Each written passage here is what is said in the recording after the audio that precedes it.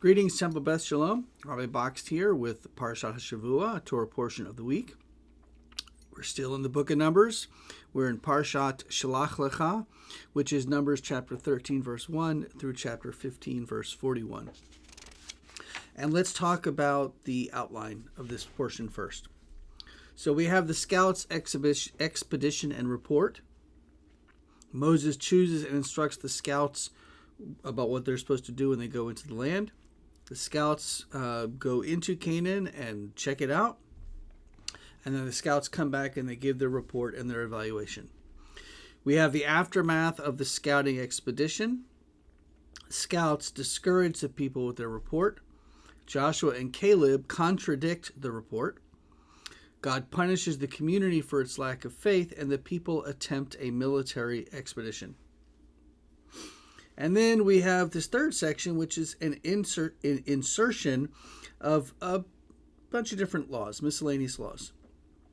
Sacrifices and their accompaniments, challah, offering of the first dough, inadvertent communal and individual wrongs, a case of willful Shabbat violation, and then the law of tzitzit. So let's talk about the scouts.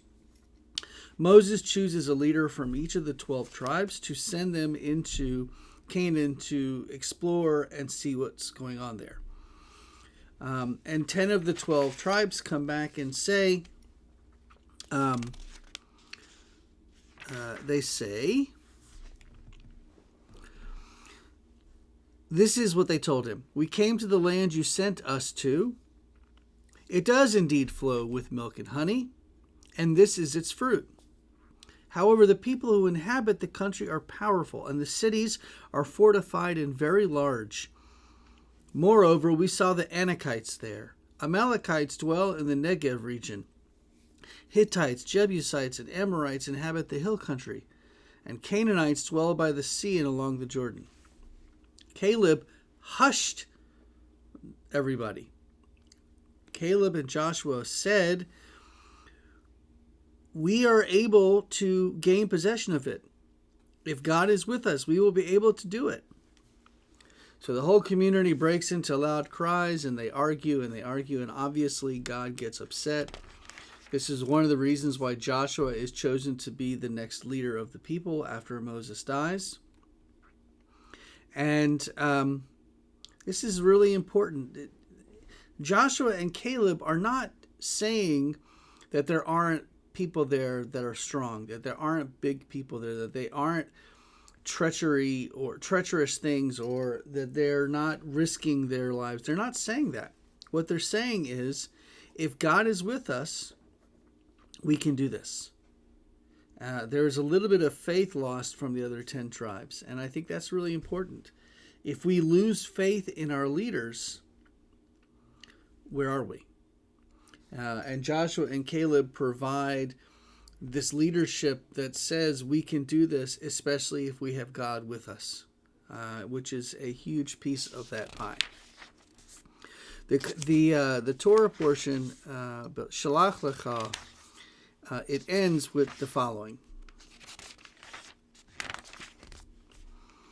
Adonai said to Moses as follows, speak to the Israelite people and instruct them to make for themselves fringes on the corners of their garments throughout the ages.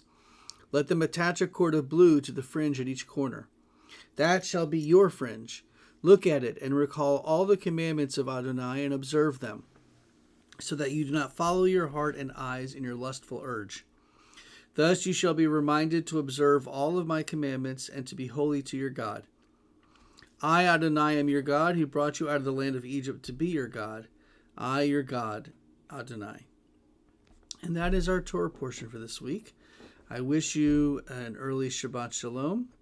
I will be gone for the next 2 weeks, serving as a faculty educator at URJ Camp Coleman.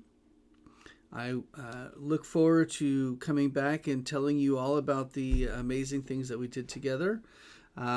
There will be these Torah messages that will get sent out there. I will schedule them in advance, so you will get to see me on the screen on Wednesday of both weeks.